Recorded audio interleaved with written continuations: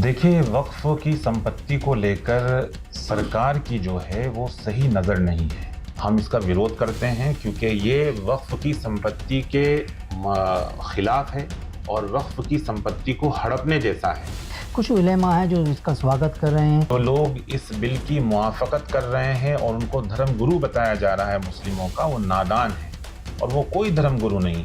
इसका हम खुलकर विरोध करते हैं और विरोध करते आएंगे जब तक मुसलमानों के हक में ये फैसला नहीं आएगा, क्योंकि ये संपत्ति मुसलमानों की है और मुसलमानों की रहेगी। पूछा जा रहा है कि भाई संपत्ति कहाँ से आई, उसके कोई दस्तावेज नहीं है वक्फ बोर्ड के पास। तमाम दस्तावेज को अगर देखा जाए, खंगाला जाए तो सब कुछ मिलेगा। और ये संपत्ति मैं आपको बता दूं, अल्लाह की संपत्ति है, यानी इसका जो मालिक होता है वो अल्लाह होता है। और अगर उसकी संपत्ति के साथ कोई छेड़छाड़ की जाए तो ऐसा है जैसे उसके साथ जंग मोल लेना, यानी कि अल्लाह के साथ एक जंग मोल ले लें। तो आप इस मुल्क की खूबसूरती को ख़त्म कर रहे हैं यूसीसी लाकर। कि कोई भी मजहब, मैं किसी भी मजहब को गिनवा लूँ, कोई भी मजहब इसकी इजाज़त नहीं देगा।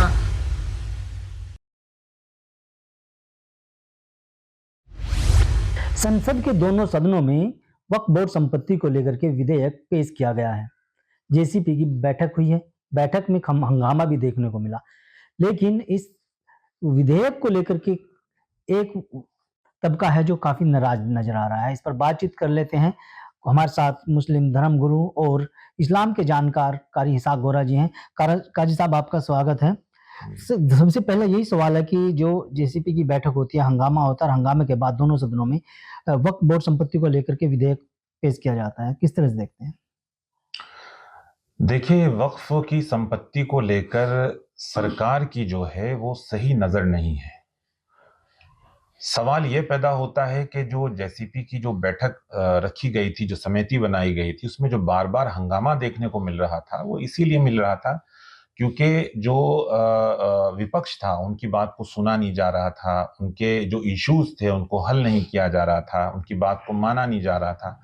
और एक बार फिर यही हुआ कि जेसीपी की बैठक के बाद बाकायदा ये दोनों सदनों में पेश कर दिया गया और इस बात को हंगामा देखने को मिला।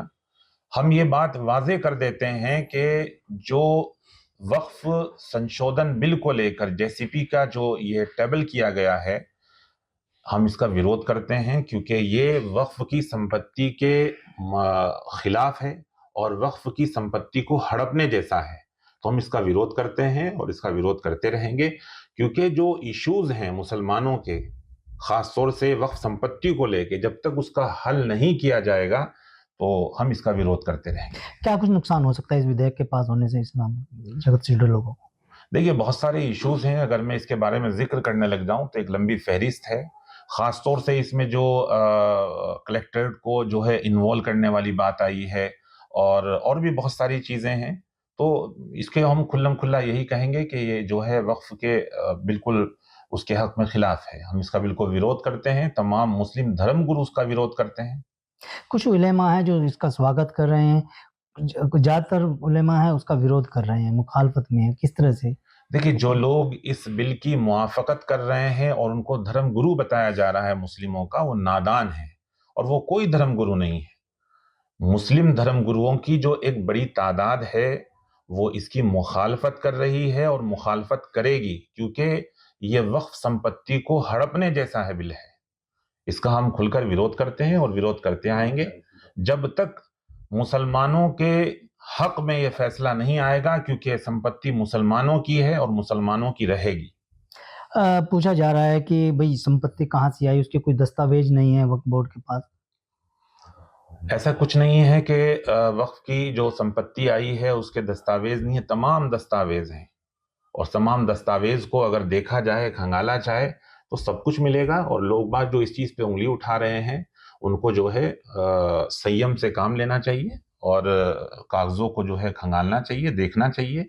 वक्फ की संपत्ति एक बहुत बड़ी संपत्ति है और ये संपत्ति मैं आपको बता दूं, अल्लाह की संपत्ति है, यानी इसका जो मालिक होता है वो अल्लाह होता है। और अगर उसकी संपत्ति के साथ कोई छेड़छाड़ की जाए तो ऐसा है जैसे उसके साथ जंग मोल लेना, यानी कि अल्लाह के साथ एक जंग मोल ले लेना। सरकार का दावा है कि जो भूमाफियाओं का कब्जा वक्फ बोर्ड की संपत्ति पर है, उसको कब्जा मुक्त कराया जाएगा और उनको कहीं न कहीं सरकारी उपयोग में या कुछ अन्य उपयोगों में लाया जाएगा? देखिए, इस हकीकत से इनकार नहीं किया जा सकता कि वक्फ संपत्ति को लेकर जो भूमाफिया लोग हैं उन्होंने कब्जा किया हुआ है, उनसे मुक्त कराना बेहद ज़रूरी है, कार्रवाई होनी ज़रूरी है। मगर धर्म गुरुओं को एतमाद में लेकर उसके बाद इसको मुक्त कराया जाए। हमें सरकार की नीयत जो है वो साफ नज़र नहीं आ रही है वक्फ को लेकर। क्या किसी की जो एक वक्फ बोर्ड, जैसे एक वक्फ बोर्ड बनाया गया है, उसमें तमाम मुसलमानों को इन्वॉल्व होना चाहिए, वहां किसी गैर मुस्लिम को कैसे इन्वॉल्व किया जा सकता है? इस तरह के बहुत सारे इश्यूज हैं, अगर हम इस पर जिक्र करने बैठे तो मुझे लगता है 1 घंटा आपके चैनल पे यही चलेगा। विधेयक पे पास हो जाता तो अगला क्या स्टेप रहेगा धर्मगुरुओं का? देखिए, हमें उम्मीद है कि ये बिल पास नहीं होगा, और बाई चांस अगर ये बिल पास हो जाता है तो हमारे लिए जो है कोर्ट के दरवाजे हैं, और इसके बारे में क्या निर्णय लिया जाएगा, इसके बाद तो तमाम लोग जो तमाम धर्मगुरु बैठकर निर्णय लेंगे कि इसके बाद हमें क्या निर्णय लेना है। हम यूसीसी पे बात कर लेते हैं। सबसे पहले गोवा में यूसीसी लागू हुआ था, उसके बाद उत्तराखंड में लागू हुआ है, अब गुजरात में भी लगभग लागू होने के कगार पर है। यूसीसी के किस तरह से देखते हैं, क्या कहना चाहेंगे?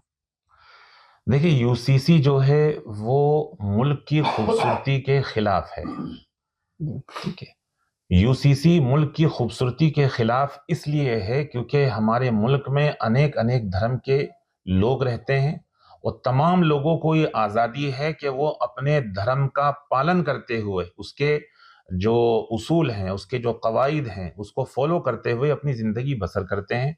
इसीलिए हमारा मुल्क दूसरे मुल्कों से अलग है। तो आप इस मुल्क की खूबसूरती को ख़त्म कर रहे हैं यूसीसी लाकर। यूसीसी इसलिए भी गलत है क्योंकि ये हमारे मज़हब की शरीयत के सरासर खिलाफ है, क्योंकि उसके अंदर जो है पूरा पूरा मुदाखलत है, जो मुसलमान उसको कबूल नहीं कर सकता। यूसीसी में कहा गया है कि जो चाहे वो निकाह हो या शादी करने के बाद उसका भी पंजीकरण होगा, जो बच्चे होंगे उनका भी पंजीकरण होगा, जैसे परिवार रजिस्टर में होता रहा है। और यहाँ तक भी जो अगर लिव इन रिलेशन में रहने वाले जोड़ा है तो उसको भी एक दूसरे को लेकर के इसमें रजिस्ट्रेशन कराना होगा। देखिए, यूसीसी में एक सबसे बड़ा इश्यू तो यही है, आप यूसीसी में जो है ये नियम लेकर आ रहे हैं कि आप 2 शादी नहीं कर सकते, आप 3 शादी नहीं कर सकते। ठीक है, आप जो है एक्स्ट्रा अफेयर कर सकते हैं, आप जो है लिव इन रिलेशनशिप में रह सकते हैं। मतलब ये क्या है? क्या ये मुल्क की हमारी शान है? ये कोई भी मजहब, मैं किसी भी मजहब को गिनवा लूं, कोई भी मजहब इसकी इजाजत नहीं देगा कि कोई भी व्यक्ति लिव इन रिलेशनशिप में रहे और बाकायदा वो एक हराम कारी करे। ये कोई मजहब इजाजत नहीं देगा। तो सबसे बड़ा तो सबूत हमारा यही है कि इस मुल्क की खूबसूरती के खिलाफ है। तो यूसीसी कतई लागू नहीं होना चाहिए। इसको लेकर हमारी कुछ संगठन जो हैं वो कोर्ट गए हैं, और हमें उम्मीद है कि कोर्ट इस पर बहुत बेहतर फैसला लेगा। लिव इन रिलेशन को कहाँ देखते हैं आप इस्लाम में? देखिए, इस्लाम में लिव इन रिलेशनशिप बिल्कुल हराम है, कतई हराम है, उसकी कोई इजाज़त नहीं है। और ये सिर्फ इस्लाम की बात नहीं है, मैंने और भी मजहबों का जो है अध्ययन किया है, तो कोई भी मजहब इजाज़त नहीं देता कि कोई भी लिव इन रिलेशनशिप में रहे। अगर हम बात करें वैलेंटाइन डे की, आज वैलेंटाइन डे दुनिया भर के युवा मना रहे हैं, उसको किस तरह देखते हैं, क्या नसीहत देंगे, क्या हिदायत देंगे? देखिए, वैलेंटाइन डे ये बहुत घटिया किस्म का एक परंपरा है। ये गैरों की और गैर मुल्क की एक परंपरा है। जो लोग इस तरह की परंपरा को मनाते हैं वो समझो कि एक बहुत घटिया सोच के व्यक्ति हो सकते हैं। तो वैलेंटाइन डे मजहब इस्लाम में तो बिल्कुल जायज़ नहीं है। वैलेंटाइन डे मनाना इस्लाम में ऐसा है जैसे कि बहुत बड़ा हराम काम किया गया हो। तो मैं तमाम लोगों से कहना चाहूँगा कि ऐसे खुराफातों से, जैसे वैलेंटाइन डे और दीगर इसके जैसे और भी चीज़ें न मनाएं। ये हमारे मजहब के खिलाफ है, बल्कि हमारे मुल्क के कल्चर के भी खिलाफ है। बहुत बहुत धन्यवाद। कारी साहब ये थे हमारे साथ इस्लाम के वरिष्ठ जानकार और प्रसिद्ध उलेमा कारी इसहाक गोरा साहब, जिन्होंने न्यूज़ टुडे से बातचीत में साफ तौर पर कहा है कि जो जेसीपी की बैठक के बाद दोनों सदनों में वक्फ बोर्ड संपत्ति को लेकर के विधेयक पेश किया गया, वो कहीं ना कहीं इस्लाम के खिलाफ है। और अगर ये विधेयक पास होता है तो ये लोग, तमाम इस्लामिक धर्मगुरु एकजुट होकर के सुप्रीम कोर्ट का दरवाजा खटखटाएंगे और यूसीसी को लेकर के कहा गया है कि अगर यूसीसी लागू हो रहा है तो कहीं ना कहीं देश और भारतीय सभ्यता के खिलाफ ये कानून बनने जा रहा है, जिससे सभी धर्मों को नुकसान होगा। वैलेंटाइन डे को लेकर के कार्य साग गौरव साहब ने कहा है कि ये ईस्टर्न देशों की कल्चर है और देश और भारत की सभ्यता से दूर है और इसको इस्लाम में मनाना पूरी तरह से नाजायज और हराम है। वीडियो के बारे में आपकी क्या राय है, हमें कमेंट में। अगर आप ये खबर फेसबुक पर देख रहे हैं तो वीडियो को लाइक करके पेज को फॉलो करें। इसके अलावा अगर आप इस खबर से यूट्यूब के जरिए जुड़े हैं तो चैनल को सब्सक्राइब करके बेल आइकन दबाना बिल्कुल ना भूलें। नमस्कार।